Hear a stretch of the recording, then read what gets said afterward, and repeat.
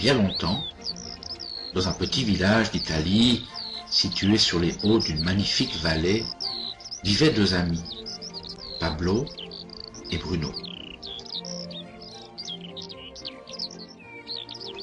Ils étaient jeunes et rêvaient d'une vie meilleure.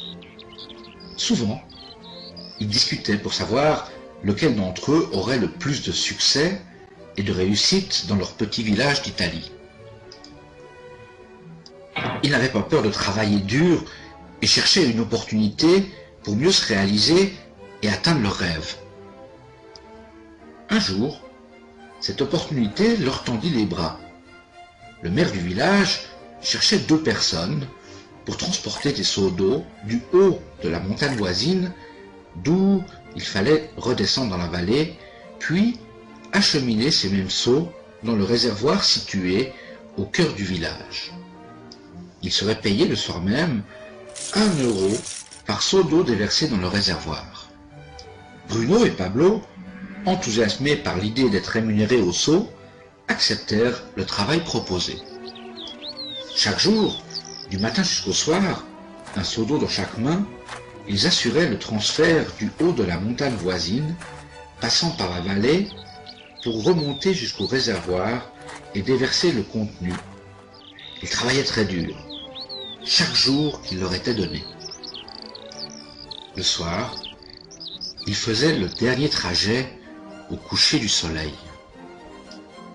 Bruno se satisfaisait de son travail et surtout de l'argent qu'il gagnait. Il était sûr qu'avec cette activité, il pourrait réaliser son rêve. Bruno a même pensé qu'il pourrait transporter de plus gros seaux.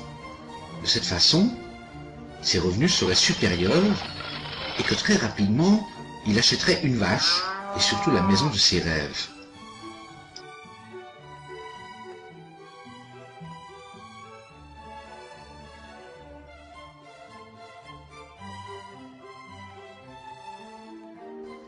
Mais Pablo n'était pas satisfait.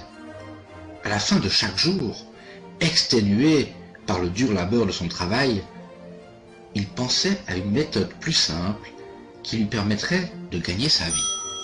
Un jour, lui vint une idée.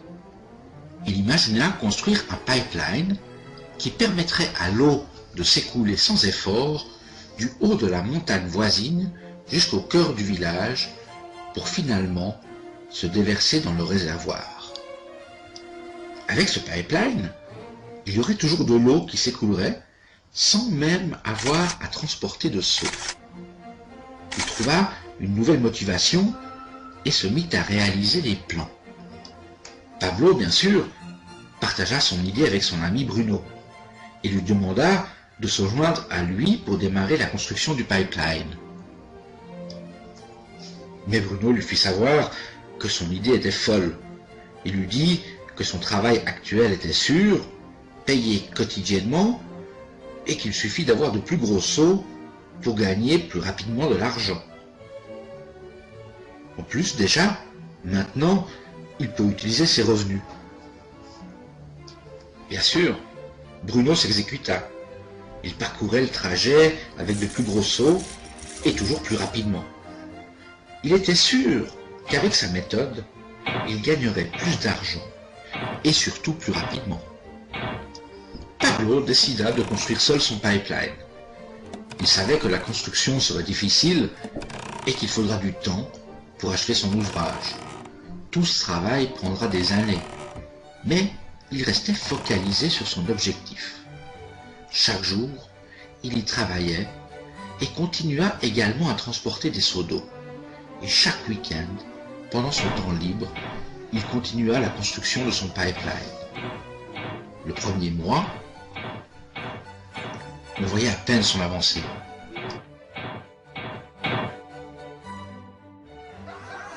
Bruno et les villageois riaient de son idée en le voyant avancer par centimètres.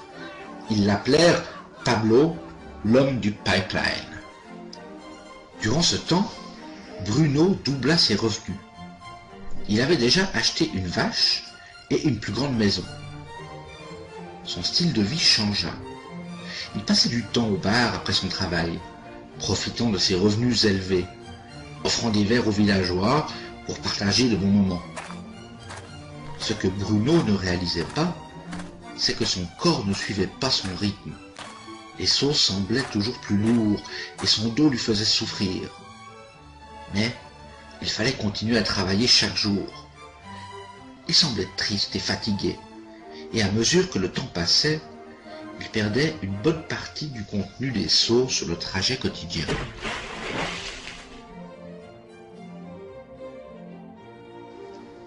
Mois après mois, Pablo travaillait à son pipeline.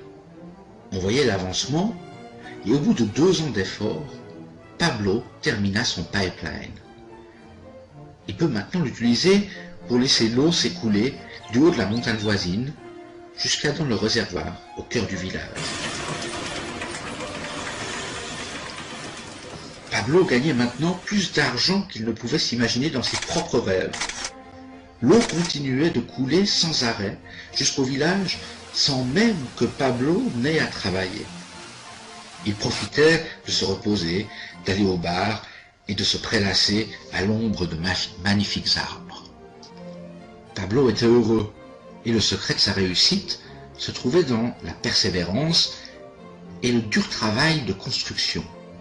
Maintenant, ses revenus augmentaient au même rythme que l'eau coulait à l'extrémité de son pipeline. L'histoire de Pablo et Bruno est un reflet de notre vie quotidienne. Transporter des seaux représente ce que font la majorité des gens pour acquérir de l'argent. Bruno utilisait son temps et ses capacités à transporter des seaux en échange d'argent. Plus il gagnait de l'argent, plus il le dépensait et avait besoin de seaux plus gros pour couvrir ses dépenses. Nous croyons toujours que pour gagner plus, il faut travailler plus dur. Par exemple, faire des heures supplémentaires ou augmenter le volume de travail pour obtenir une position cadre, ce qui signifie utiliser encore plus de temps pour son travail. La plupart des individus échangent leur temps contre de l'argent, comme Bruno. Nous savons que chacun a à disposition 24 heures par jour et qu'il n'est pas possible d'utiliser la totalité de son temps au travail. Les temps difficiles sont lorsque nous n'avons plus la santé suffisante pour notre tâche et lorsque l'âge ne permet plus la même activité. Dès cet instant, nos revenus s'estompent dramatiquement. La méthode de Pablo fut différente.